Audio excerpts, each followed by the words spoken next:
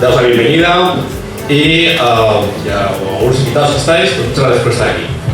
Soy presidente de España y bueno, llevo aquí muchos años.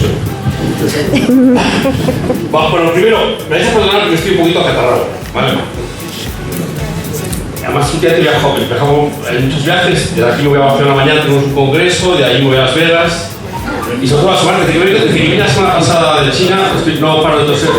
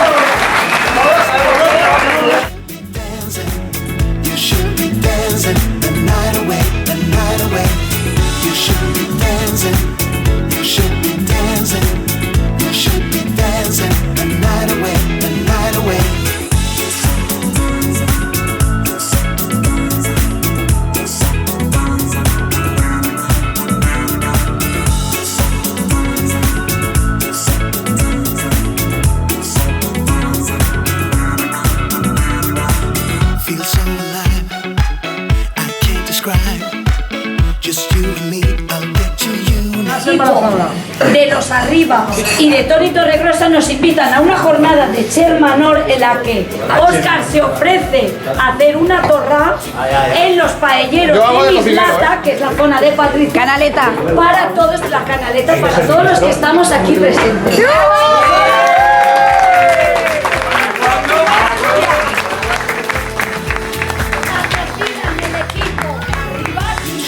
Jornada de Chermanor.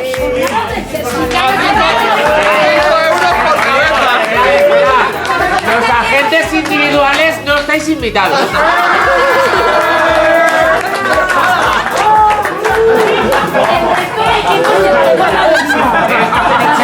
¡Estamos aquí!